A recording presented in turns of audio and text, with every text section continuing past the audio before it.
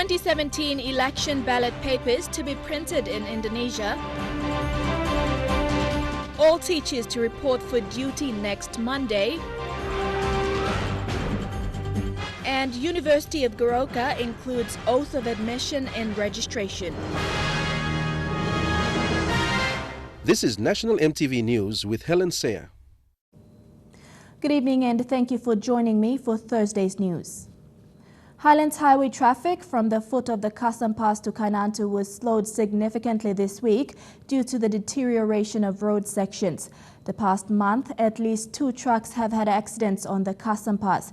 Going into Kainantu, various sections of the road have been severely damaged by recent rains, forcing motorists to use only half the lane.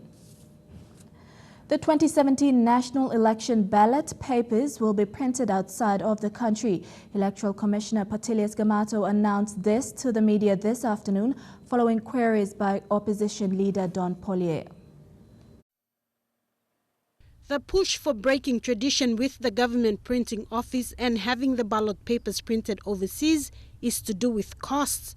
The cost of printing ballot papers and quotation supplied by government printer, or used to be our traditional printers of the ballot paper, has increased from the last event from 9 million kina to 23 million kina. So the cost of printing by government printer has increased to 23 million kina. The Central Supply Standards Board have approved this move. Gamato said they assessed 3 quotations from companies in PNG along with the government printing office and awarded the contract to Trade Pacific that has a partner in Indonesia who will be printing the ballot papers. So we invited 3 other companies plus government printer. So the cost of government printer was 23 million kina. The other company, Rhythm PNG, quoted about 13 million kina. Trade Pacific quoted 6.6 million kina, and more printing quoted 5.5 million kina. So based on those quotations, we gave them our specific requirements or specifications, and some of the specifications include the security features of the ballot papers to be embedded onto the ballot paper when printing. And so those codes were based on the features that we provided. The Electoral Commission have plans to print 10 million ballot papers. These papers will contain 8 security features that are known only to the Electoral Commissioner and the printer. I have actually gone to Semarang. I visited the company. It's a big printing company that does security features to satisfy myself of the company and what it does. So they've actually they're actually in printing business, and they do ballot papers, security features for currencies, and also trading and hologram. So based on that, I was satisfied that this company can actually do the work. It's 3 times bigger than our government printer. But the most important consideration is the cost factor. Yesterday, opposition leader Don Polier questioned the decision to print ballot papers overseas. The Electoral Commissioner is now in the process of awarding contracts to private companies who will be printing papers out of Papua New Guinea. I've got information also to indicate that these private companies may be owned by others in the government authority. And I'm investigating that to see who's the owner of this company. Sarah Aupong, National EMTV News. All teachers across the nation are expected to resume normal duties on Monday, January 23. National Education Secretary Dr. Uke Kombra has issued a direction for the 2017 teachers' resumption dates and procedures to be followed when managing the resumption exercises for this year. All provincial and district education principals, head teachers, managers, provincial standard steering committee and educational institutions are to manage teachers' resumption exercises. Teachers of all institutions under the national education system will resume duty on Monday, January 23 and students Monday, January 30. Teachers will be required to report to the principal, head teacher or manager to confirm their posting by the National or Provincial Education Board. They must also complete the resumption of duty summary sheet and teacher record of appointment. The resumption of duty summary sheet form is vital because it will ascertain continuity of teachers' salary payment. It is also important all forms to be correctly filled in and signed off. Meanwhile, Dr. Combra appealed for a smooth start to the 2017 academic year. Fabian Hakelitz, National EMTV News. The failure by arresting officers to omit the date of an alleged offence committed by acting Deputy Western Governor Abini Gesele has resulted in the case being adjourned.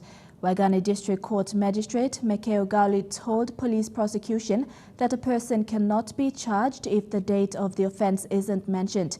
Magistrate made the decision today and adjourned the hearing to tomorrow morning.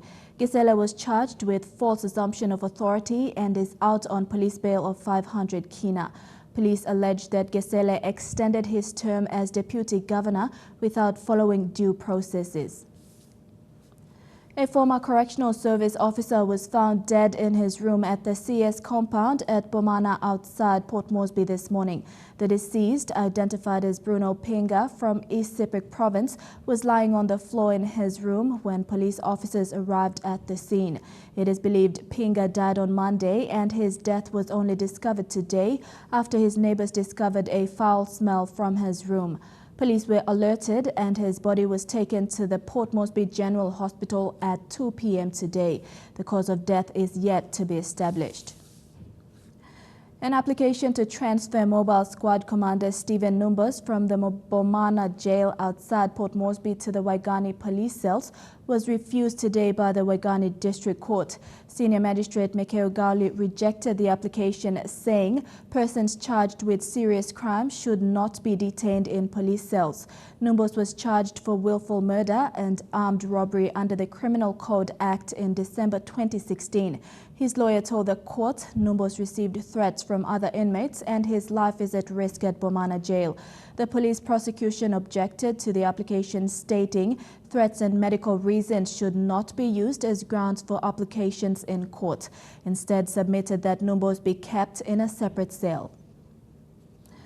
National EMTV News continues after the break with an oath of admission for UOG students and more local headlines. Stay with us.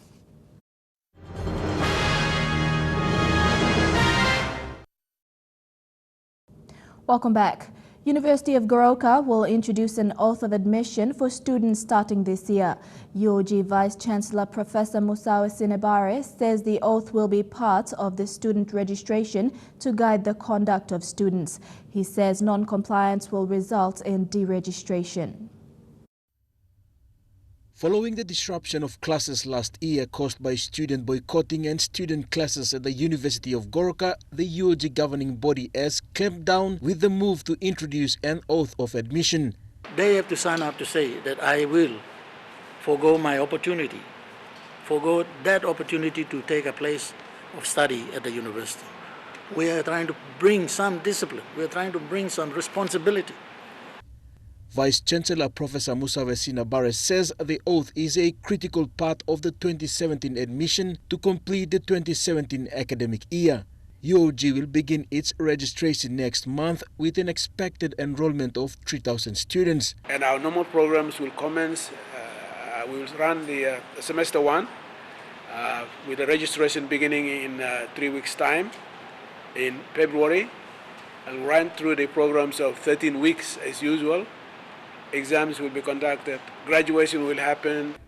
The two heads of the university say the 2017 academic year will be a new start for the university with incidents of 2016 a learning experience for both staff and students.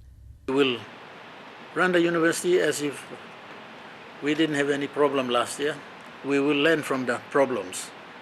We've learned a lot of lessons from managing last year's problem. And we hope that this year will be a better year for the university. We are now trying to build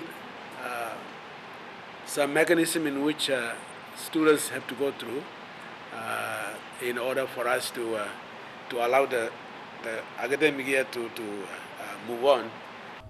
Apart from the academic program outlined for 2017, the University of Goroka is also preparing to celebrate its 20th anniversary this year. Jack Lapava Jr., National EMTV News. In related news, the University of Goroka is still awaiting its promised 8 million kina funding from the national government. Chancellor Professor Joseph Sukwenom said the university will need a portion of that funding to begin the 2017 academic year on a positive note. Professor Sukwenom made this statement on the back of seeing UPNG and Unitec receiving their cut from the 12 million kina funding allocated by the government in 2016. The grants for 2017 have yet to come. What we are talking about is the money that was promised by government in order for the 3 universities to commence classes the later part of 2016. That's the money. If it comes, it helps us to cushion the commencement of the programs in semester 1 of 2017. Government has an obligation, we have an obligation. We do what is our obligation to get the school running, university running, get the preparation done. So the government will do its bit, and we will know whether it has done its bit or not, and you will know. Elementary teachers of Leh and few other districts in Morobe are undergoing training on the use of vernaculars together with English-using materials. This training, facilitated by the Summer Institute of Linguistics, focuses on delivering language syllabus skills for teaching literacy and connecting it with English. This is to help train all elementary students to be competent in English. Julie Badu Owa with this report. Few volunteers, including Evangelical Lutheran Church of Papua New Guinea and the Summer Institute of Linguistics, are working together to train elementary teachers implement the use of vernaculars, especially in remote areas. Teaching of vernaculars will pave way for better understanding of English, to help elementary teachers to teach children good English and for them to also improve their English. A volunteer and a student at the University of Canberra, currently doing his research on the method of bridging transphonemic language, said, standard-based curriculum will only work well with the use of vernaculars.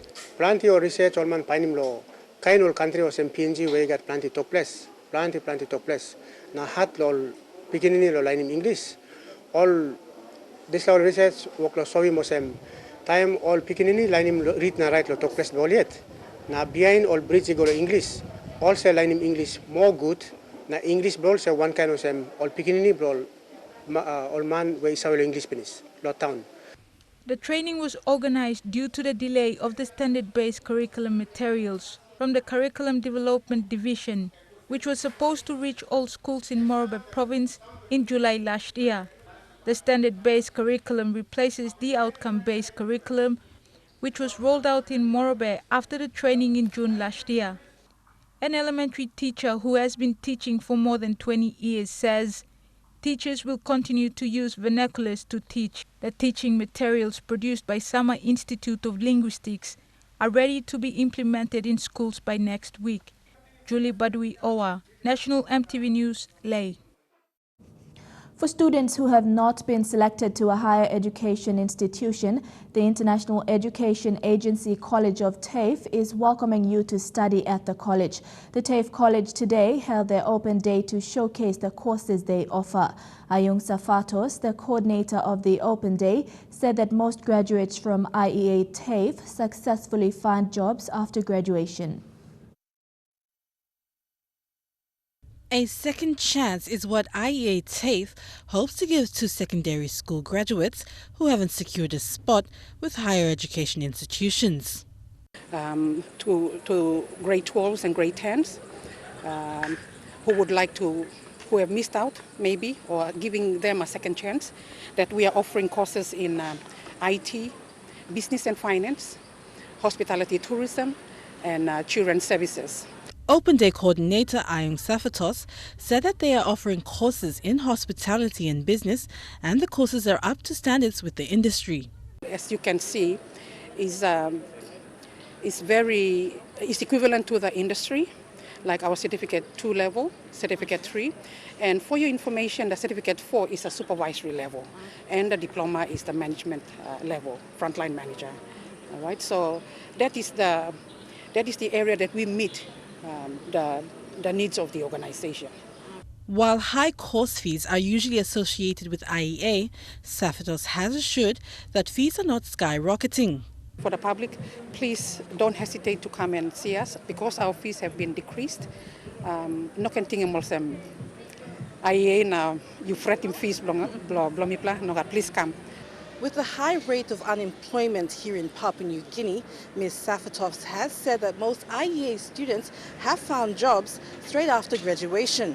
Or before the graduation, especially the diploma, Certificate 4 and advanced diploma, most of our students are already offered jobs. That is the number one thing that I would like to promote to the public. The open day will continue on to tomorrow, and Ms. Safatos has welcomed the general public. Adelaide Sirox Kari, National, EMTV News. Residents at the Javani settlement in Leh have been given 30 days to move off the land or face a forced eviction. Eviction notices were delivered by police today. The eviction is being ordered by the provincial government following plans to develop the portions of state land located near the main wharf. A relatively large community live in the area. The Mining Resource Authority is proposing for administration transparency into 6 mining project memorandum of agreements that were presented to the Mining Minister Byron Chan on Monday. These documents will be presented by Minister Chan to Cabinet. Managing Director Philip Samar says there is a need to improve administration of these agreements. Memorandum of agreements are from various mining projects around the country and is a result of 2 years negotiations. 5 are revised MOAs for Hidden Valley, Tolokuma, Oktedi, Simberi and Sinivet, while Woodlocks is new. Mr. Summers stressed the main challenge is for parties to accomplish and deliver their commitments. MRA is proposing for a transparent process to enable each to be self-administered where an independent party engaged under each to conduct an audit of performance of parties involved, and these reports be made available for public consumption. Meanwhile, Mr. Summers said the output was a testimony to the commitment of the government and acknowledged the assistance of state agencies, stakeholders and landowners involved in the process of delivering the MOAs. Other MOA reviews for other mining projects will commence soon. Merlin Diaukatam, National, EMTV News. And now looking at our finance news, the kina closed unchanged at $0.3150 in the interbank market. At Bank South Pacific, your kina was buying $0.3075 $0.4067 Australian dollars, €0.2868 euro and 34.95 Japanese yen. Looking at commodity prices at New York close, gold, coffee and cocoa closed the day lower, while copra closed the day higher. Palm oil closed lower, crude oil closed higher, while copper closed the day unchanged. And on the stock market, the Dow Jones closed at 22.05 points lower, the ASX closed at 15.85 points higher, and the All Ordinaries closed at 14.47 points higher. More local news and stories making headlines overseas when we come back. Don't go away.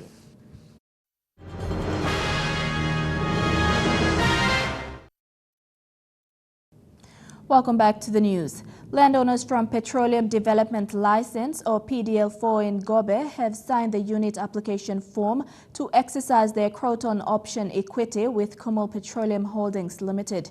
The signing brings the total number of beneficiary groups that the company has signed agreements with to 10. Beneficiary groups that have signed up on the share transfer documents, as well as the vendor finance offered by KPHL prior to PDL4, include PNG LNG plant site, the 8 segments of the PNG LNG pipeline, PDL5 and Fly River Provincial Government, who signed the agreement last week. Before that, PDL9 in Juha, PDL5 in Central Moran and Northwest Moran, plus the 3 provincial beneficiaries of Gulf, Southern Highlands, Hela and Central.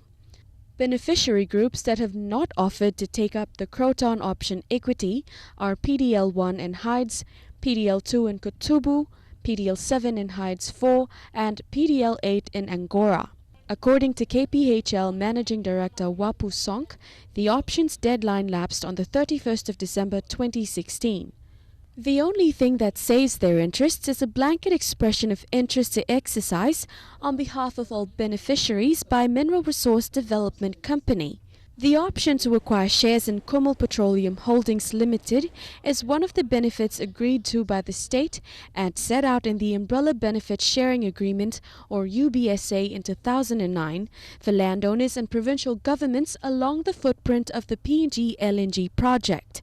Under the UBSA, the state granted these beneficiaries a commercial option to buy 25.75% of the shares in Croton, the special purpose company that holds the state's 16.57% shares in the PNG LNG project. Sonk stressed that KPHL's role was to implement the agreement that was reached in the UBSA. Melissa Goviro, National EMTV News. Turning overseas, the world is waiting to find out exactly what the next U.S. president is made of. CNN with this story.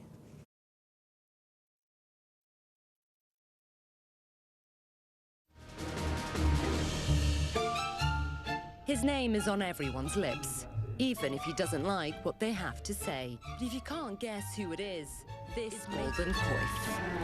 This is President-elect Donald Trump as you've never seen him before, up close and personal, and made entirely of wax. At the sitting, when we would have met him, we can take measurements in the head, so I could show you. So it's just measuring the head like that. Yeah. So we'd go around, and we'd also use anchor points. So I went on from there, used the measurements, and started to create the head using all the reference images I had. From there, Donald Trump's face becomes a jigsaw. You can see kind of the ear part here. And eventually becomes a mould to which wax is applied. Did you enjoy the process? Because he's not... His face says so much. Yeah, it's almost like he made my job slightly easier because of his character. It's almost as going as far as doing a caricature and then bringing it back. Then the painstaking work of detailing his face begins.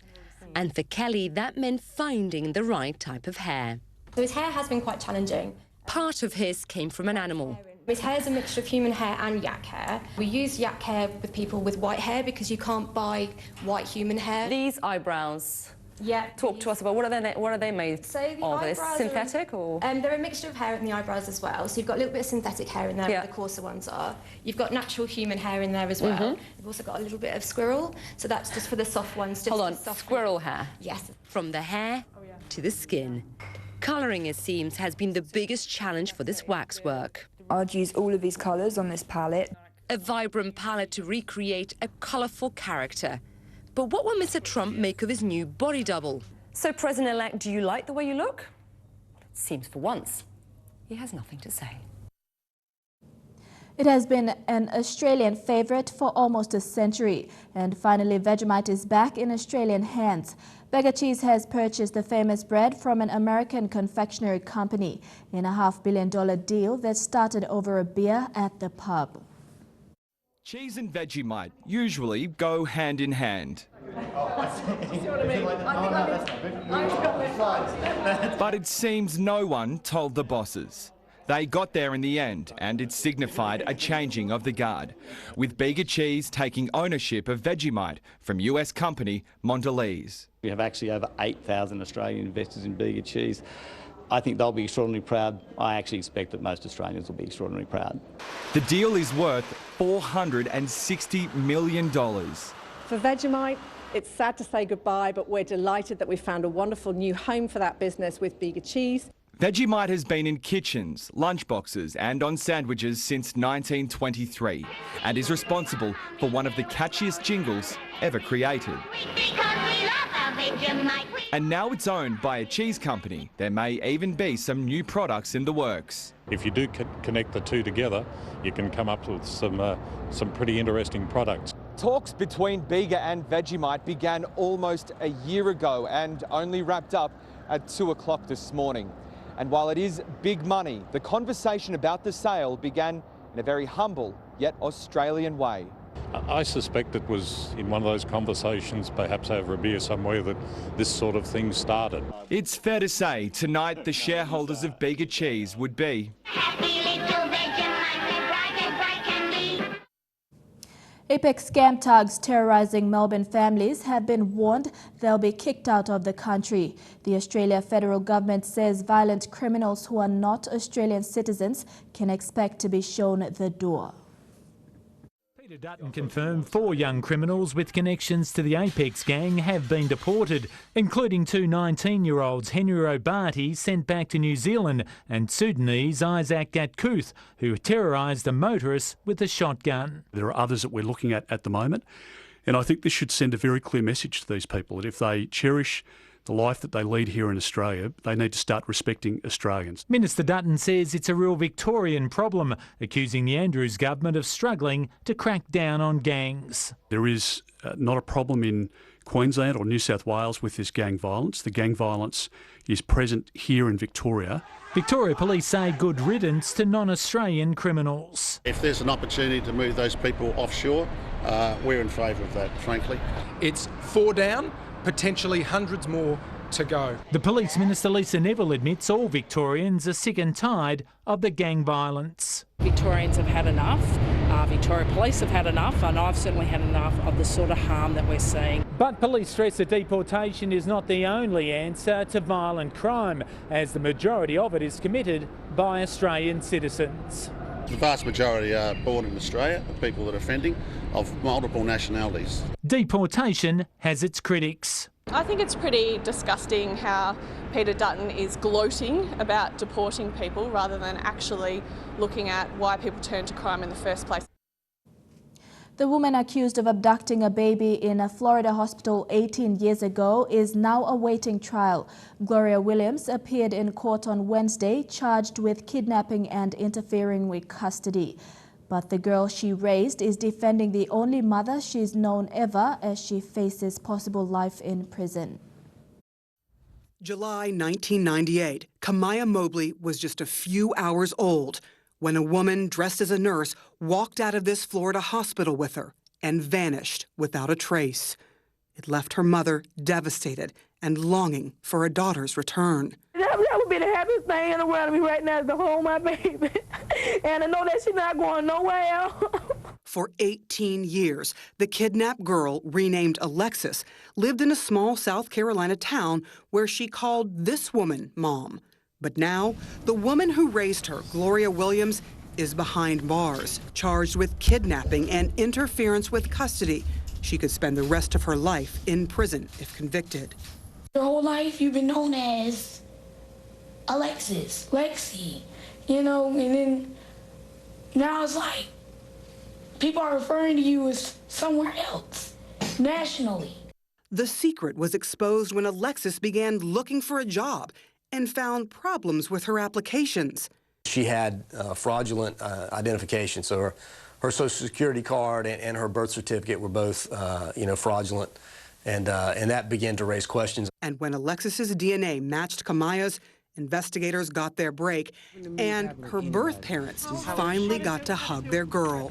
First meeting was beautiful. It was wonderful. It couldn't have went no better. We're trying to process it. It's been 18 years, you know. It's going to be hard to make that up. But Alexis says she'll never turn her back on the woman that raised her. I love her to death. Keep your hand up, and I love you. Hang in there. True Guy Sports is up next. Stay with us for details.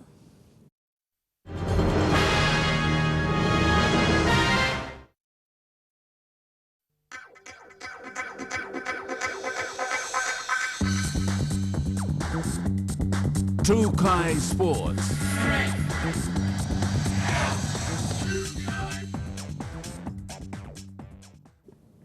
Welcome to True Guy Sports.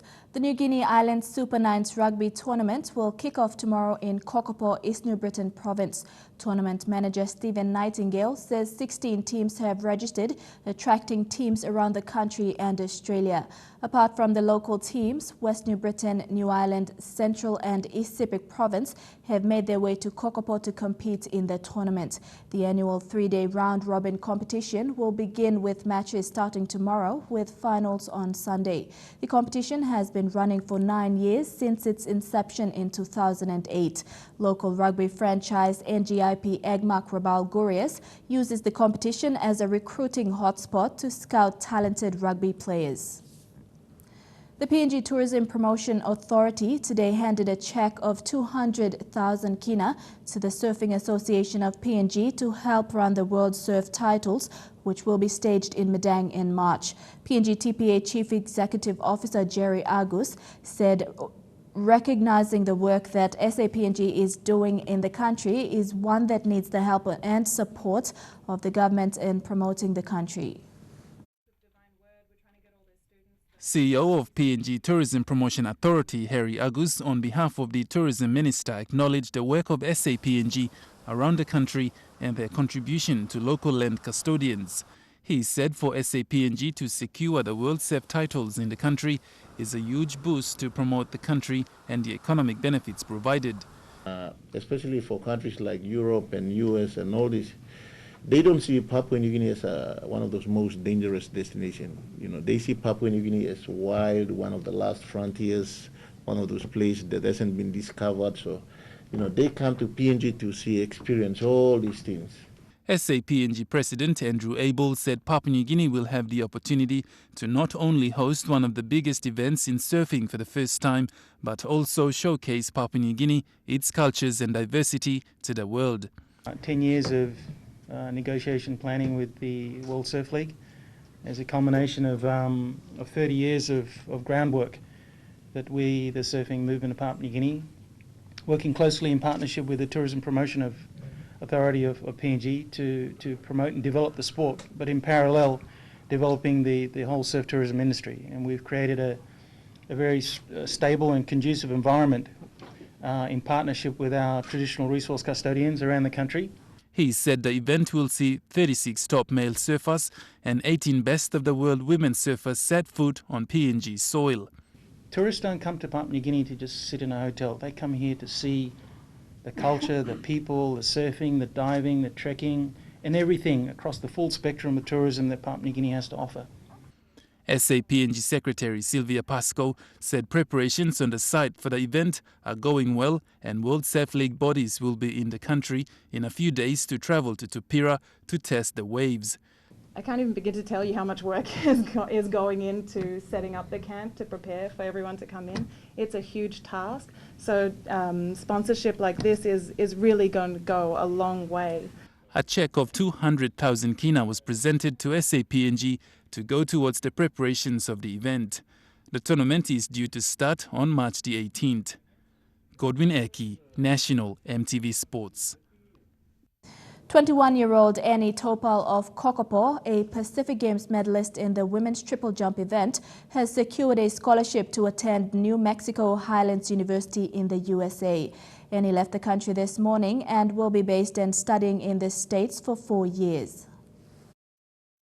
Annie Topal was a surprise bronze medalist in the 2015 Pacific Games, who produced a junior record jump of 11.99 meters to finish third. It was this competition that attracted attention to her by PNG Athletics Union and a number of colleges. Before this selection, Annie was put through a number of tests in Goroka before any arrangements took place. Speaking to Annie yesterday, the shy and humble athlete says she was happy and excited when she heard she was given the opportunity to study overseas. Yeah, I'm very excited, and it's my first time, and it's a big experience for me to go and study and train in another country. While being so shy on camera, and for the first time, Annie plans to study hard and represent her country and family on the international stage. I feel proud that I represent my country and I won a medal, and makes me feel proud, and my family too. She says she will miss her family very much especially her mum, who is her inspiration. Say that they're really gonna miss me, and they're really upset. And you know, my big dad is really concerned, like where am I going to stay, and yeah. So. Godwin Eki, National MTV Sports. Trukai Sports continues after the break. Don't go away.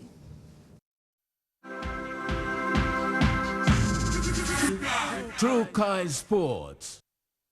Welcome back to Trukai Sports. The PNG Rugby Football League will present a replica PNG Commonwealth jersey at the funeral of the late Ben Bire. Late Ben played with the PNG Commonwealth, promoting Papua New Guinea on the world map. Bire passed away on December 30 last year at the Port Moresby General Hospital after a short illness.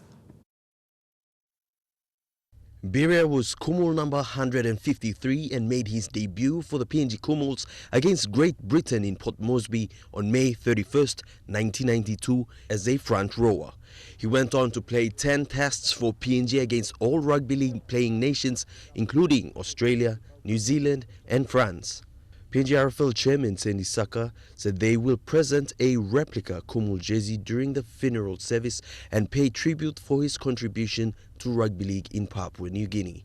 Saka said late Ben Bire's casket will be taken to his home province in Chimbu on Friday for burial. He is survived by his wife Rose and 4 children, Henry, Willie, Bentina and Kennedy. Elijah Levet, National MTV Sports. To football, in the English Premier League knockout fixture, Liverpool ended Plymouth's hopes of making the final. An early goal from Lucas Leiva secured Liverpool's passage to the FA Cup 4th round after the Premier League club knocked out 4th-tier Plymouth in the 3rd round replay. Lucas ended a goal drought stretching back to 2010, and Divock Origi missed a late penalty as Liverpool beat 4th-tier Plymouth 1-0 in an FA Cup 3rd round replay yesterday. Having been held to a goalless draw at Anfield 10 days ago, Liverpool again found Plymouth to be stubborn opponents who made light of the 67 places between the sides in the standings. Having conceded early when Lucas headed home from a corner, Plymouth frustrated their Premier League visitors for most of the match and almost snatched the equaliser when Jack Jarvis struck the post late in the second half. Origi had a team penalty saved by Plymouth keeper Luke McCormack in the 86th minute, but there was no late sting in the tail for Jurgen Klopp's side, who will face Wolverhampton Wanderers in the 4th round. Shane Soroya, MTV World Sports. Adelaide Strikers had an impressive win last night over the Sydney Thunders by 77 runs in the T20 Big Bash League in Sydney.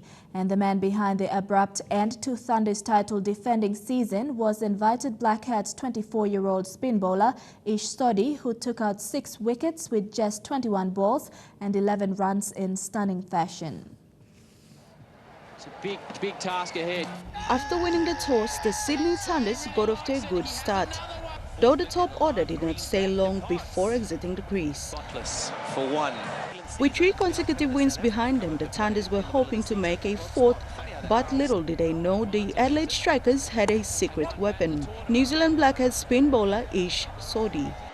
Thunders opening batsman Curtis Patterson made 29 runs after 4 overs, and Shane Watson brought home 39 runs in the next 4 overs. That was when Sodhi was injected to stall runs, and the spin bowler did not only stall runs, he made sure the Thunders lost 6 wickets in just under 21 balls and 11 runs. Pretty good tonight, 1 for 9. Oh. Again, this time it's Roarer. It's a big task ahead. Big shout against Lenton Sodhi, really likes it. He has another one. A little edge on that one. I think Sodhi's got another one. He has. Make the top 4. It's a good hit from Green, but there's a man out on the rope, and Sodhi has got a... And there it is, 6 for Sodhi, and the Thunder, they won it last year. By the time the Thunders were all out, there were only 101 runs to be chased by the Adelaide Strikers. The second inning went by in a breeze as strikers duo Ben Dunk and Kieron Pollard secured 65 runs for 40 balls and 47 for 22 balls respectively and led them to an imposing 178. That saw an end to this season for the Sydney Thunders as they were trailing by a massive 77 runs. The 6-wicket haul for Saudi saved the bottom-placed Adelaide Strikers with yet another shot at climbing the Big Bash League ranks. Dini Rose Raiko, National EMTV Sports. And that ends True Kai Sports. The weather details when we come back. True Kai Sports.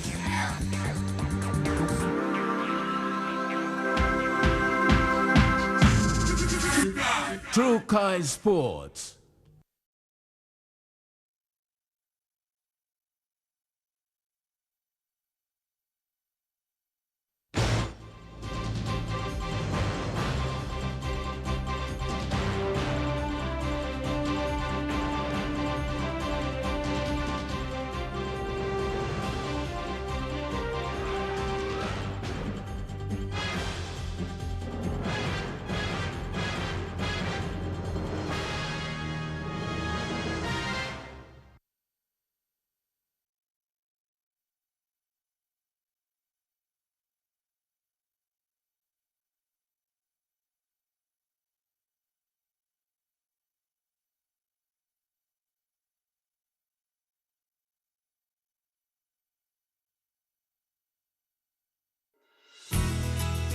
The weather details are proudly brought to you by Dulux Weather Shield. Worth doing with Dulux.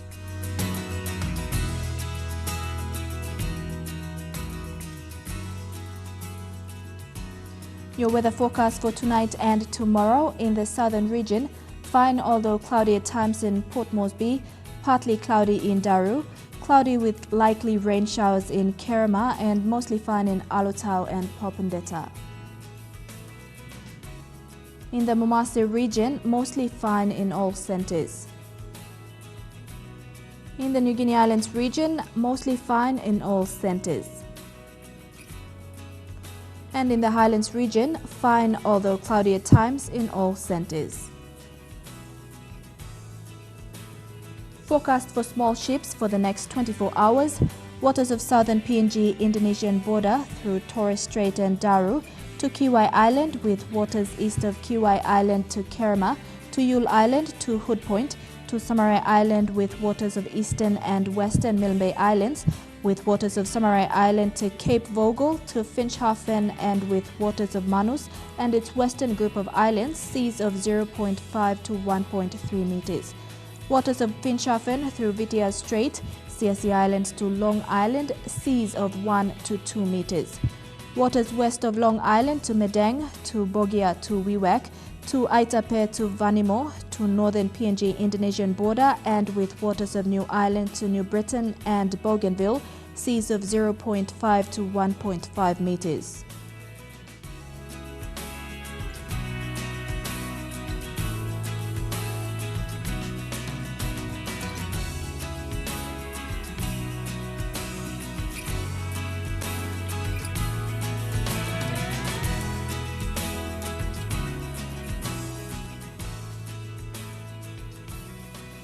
Ocean forecast for PNG areas in the Coral Sea. Sea slight with southwest winds at 10 to 15 knots, tending northwest by night. In the Solomon Sea, sea slight with northwest to west winds at 10 to 15 knots, becoming 20 knots at times. In the Bismarck Sea, sea slight with northwest winds at 10 to 15 knots. And in the Pacific Ocean, sea slight with northwest to west winds at 10 to 15 knots.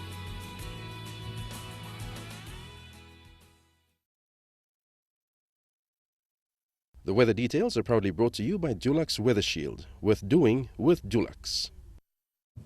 Before we go, PNG Counselling and Consultation Service Director and Principal Counsellor Alan Tagai is concerned that the cult movement is infiltrating primary schools. With 23 years of experience as members of various school boards, Mr. Tagai believes many schools are poorly equipped to weed out unhealthy and at times deadly cult activities. For the seminar actually approached me and said, Mr. Tagai's main concern is that innocent children have become victims of external cult organizations that prey on their vulnerability. In an interview with EMTV, he claims to have spoken to children in primary schools who approached him for help. And, I asked one of the girls that your parents are aware of this? Have you spoken to your parents? And they said no. And I said, why are you needing help from a counselor? And the lady said she's stuck in it and she cannot come out of it now. Tagai believes cult activities were escalating for lack of attention. In his experience, most schools did not have a strategy or rules to deal with perpetrators and at the same time protect potential victims. Boards, PNC executives don't know how to deal with it, and they don't know how to discuss it. And some are actually brushing it under the carpet. But these primary school kids, by the time they get up to national high school, this is a serious follower of cult activities. And he added that parents too played a big role in indirectly fueling the cult movements by failing to keep track of their children's after-school activities. And they have to surrender a lot of things about themselves, and they have to get themselves involved with sex and with alcohol, things like that. So Tagai said so far 3 schools in Port Moresby have asked PNG Counselling and Consultation Services to help suppress the cult movement within their schools. Melissa Gaviro, National EMTV News. A quick recap on our main stories for tonight. 2017 election ballot papers to be printed in Indonesia. All teachers to report for duty next Monday, and University of Goroka includes oath of admission in registration. And that's been the news, sports and weather for tonight. On behalf of the entire EMTV News team, I'm Helen Sear. Pleasant viewing. Good night.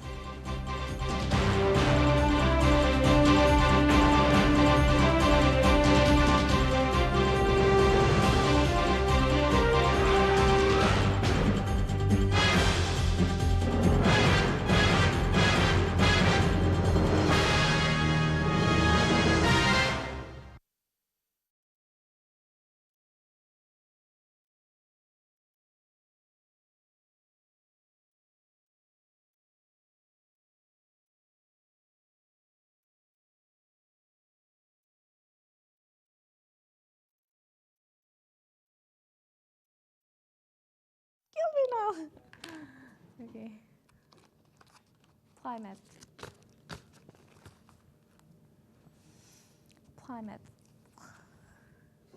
Arab na Jeremy Mogi come back.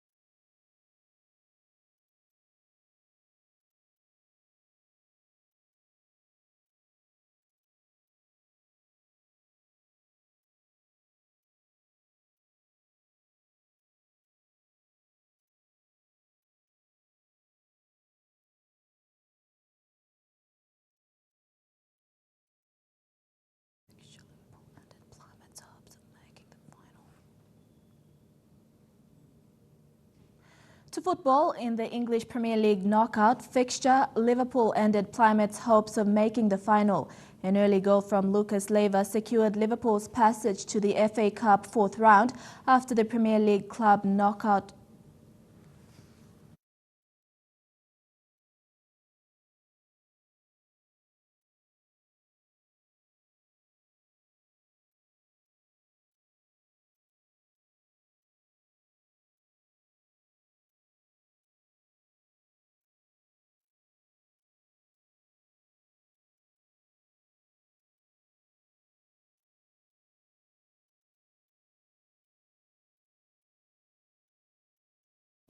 To football, in the English Premier League knockout fixture, Liverpool ended Plymouth's hopes of...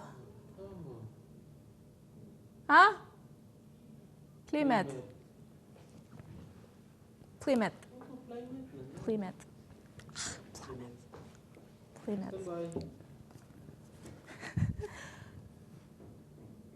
To football, in the English Premier League knockout fixture, Liverpool ended Plymouth's hopes of making the final. An early goal from Lucas Leiva secured Liverpool's passage to the FA Cup fourth round after the Premier League Cup club.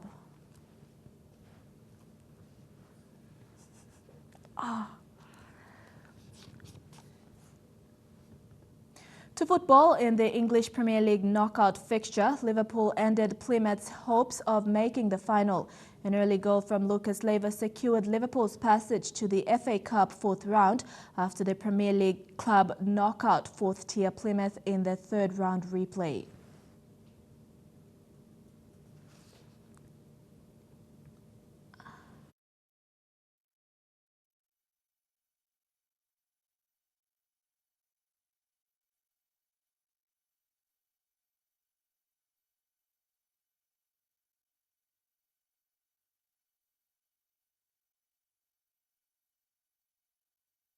Annie Topel was a surprise bronze medalist in the 2015 Pacific Games, who produced a junior record jump of 11.99 meters to finish third. It was this competition that attracted attention to her by PNG Athletics Union and a number of colleges. Before this selection, Annie was put through a number of tests in Goroka before any arrangements took place. Speaking to Annie yesterday, the shy and humble athlete says she was happy and excited when she heard she was given the opportunity to study overseas. Yeah, I'm very excited, and it's my first time, and it's a big experience for me to go and study and train in another country. While being so shy on camera, and for the first time, Annie plans to study hard and represent her country and family on the international stage. I'm very proud that I represent my country and I won a medal, and makes me feel proud, and my family too. She says she will miss her family very much, especially her mum, who is her inspiration. They say that they're really gonna miss me, and they're really upset, and you know, my big dad is really concerned, like where am I going to stay, and yeah, so. Godwin Eki, National EMTV Sports.